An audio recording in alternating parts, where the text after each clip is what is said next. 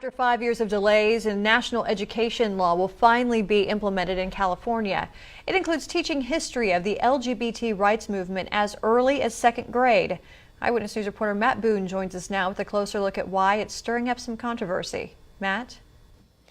Rochelle, this stems from what was called the Fair Education Act, which passed in 2011. And after two failed attempts to overturn it and some budget issues, today the State Board of Education voted unanimously for its adoption. The LGBTQ movement is a sad chapter in our national history. Hearing about the decision, Kern High School District Trustee Chad Vegas says he's not surprised, just disappointed. Well, I'm disappointed because we don't need to be further trying to normalize sexual behaviors that are perverse and immoral, that are destructive to society, that enslave people. But the curriculum, which also includes history of disabled Americans, is not designed to be sexualized, says Whitney Waddell. Nobody is suggesting that all of a sudden, we put gay porn, on TV in every classroom and say, pay attention, kiddies. I mean, that's a ridiculous reaction. As someone who was struggling with her sexuality as a high schooler in the 80s, she says any acknowledgement of the gay rights movement would have helped. I was really lost. And what a difference it would have made for me to just feel like I'm just like everybody else and we all have our differences and we're all okay. In Sacramento today, her struggle and that of other gay students was the focus of a packed meeting at the Board of Education. People need to see themselves in their histories and in their textbooks. Actually, it's important for all of our kids because we need to have a fair representation of our history, of our real history. But it's a history Vegas feels is not meant to be taught everywhere. Well, we're in a conservative county in the middle of a liberal state. Nevertheless, he believes the district will have little say in what gets implemented. Every school in California will have these standards per what Sacramento is putting out, regardless of what Kern High wants to do individually. No matter one's beliefs, says Waddell, inclusion is better than exclusion. And there's no reason for anyone to feel like because we're including one group that we really traditionally have ignored, that somehow we're losing something. We're actually gaining more diversity in our classroom and we're telling more of the truth.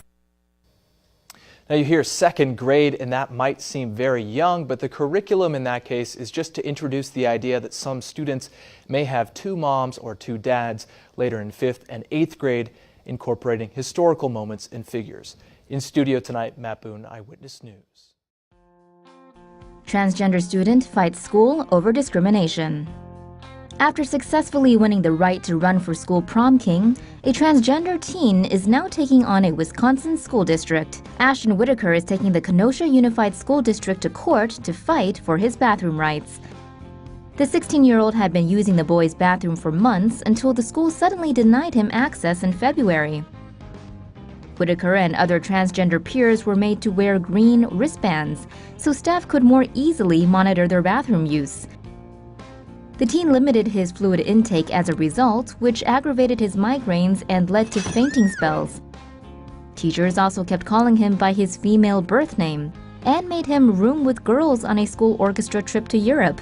Whitaker began identifying as a boy in middle school and claims the school's refusal to treat him as one is discriminatory.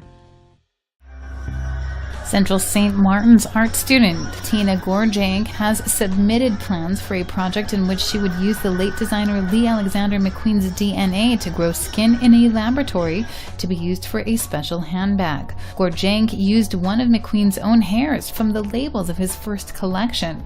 The Slovenian student said she chose McQueen because he was so famous and wanted to make the point that everyone is potentially vulnerable to having their genetic materials used by strangers. She said that McQueen's company had given her project its blessing, but a spokesperson later said contrary to some press reports, the company wasn't approached about this project, nor have we ever endorsed it. Some of the latest images to emerge from the northeastern state of Borno. Islamist group Boko Haram has waged a 7-year insurgency here. It's losing ground, but it's leaving behind a dreadful legacy, and UNICEF says the full extent is only now emerging. This has been a very silent crisis. The number of people displaced in northern Nigeria or from northeast Nigeria because of the conflict, is actually the third biggest displacement crisis in the world, but it's almost a secret. People have not been paying attention to it. There's obviously a lot of competition at the moment in the world for resources. The Boko Haram troubles have left more than 2 million people needing aid. Almost 250,000 children in Borno are suffering from malnutrition, and 1 in 5 of those could simply starve to death unless help comes soon. But UNICEF says it's still too risky to go in. Accessibility for security reasons is definitely still one of the problems. Although the territory is no longer controlled by Boko Haram, it's not safe to travel, and there are often attacks on the roads, landmines as well. So many of these areas are still inaccessible for security reasons. The government's been painting a picture of near normalcy in the northeast, but the scale of unfolding humanitarian crisis is a stark contradiction to that claim. UNICEF says it urgently needs $55 million to avert further deaths of children and bring 250,000 children out of acute malnutrition. In a new study, scientists now believe they have found a fault below a population of 140 million people.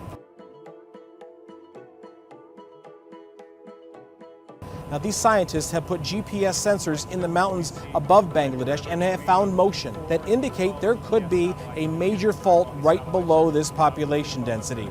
A fault a lot like what happened in Sumatra or what happened in Fukushima, a mega thrust that will eventually push the land up. Now, in Sumatra, it pushed the water up and created a tsunami. With this thrust, with this fault, it won't be underwater.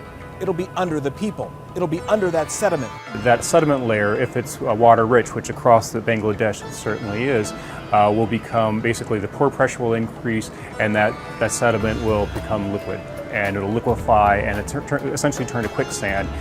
This megathrust fault pushing the land forward, pushing the land upward with the ferocity maybe of an 8.0 earthquake. That's 32 times greater than what we saw in Haiti with that 7.0 earthquake.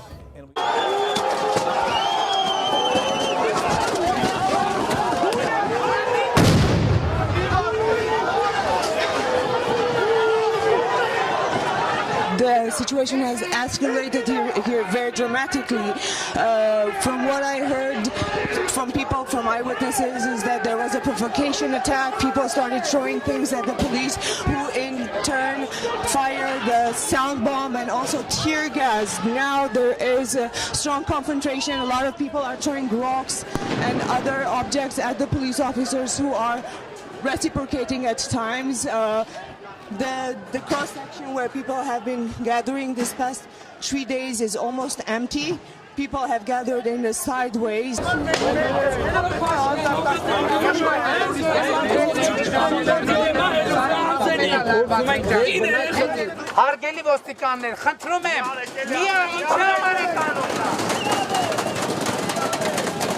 Pashinyan is trying to calm the situation down. In the conversation with journalists, he said that this initial tension escalated initially starting from discussions about food, because authorities are saying they have food inside. However, through other channels, we find out that there aren't enough supplies.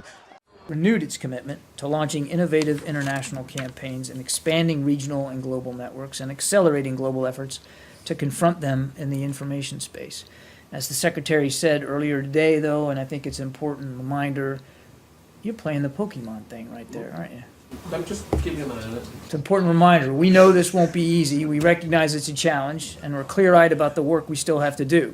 This is why we convene this important ministerial, and we'll continue to work with our coalition partners to defeat Daesh. Did you get one? No, the signal is not very good. Sorry about that.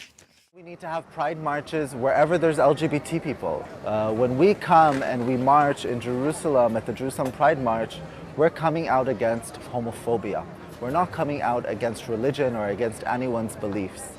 And I think it's about time that we start realizing that just because someone is religious doesn't mean that that's an excuse for him to be homophobic. And it creates a very strong message for international religions that we can have a strong and vibrant community, also in one of the most holy cities in the world.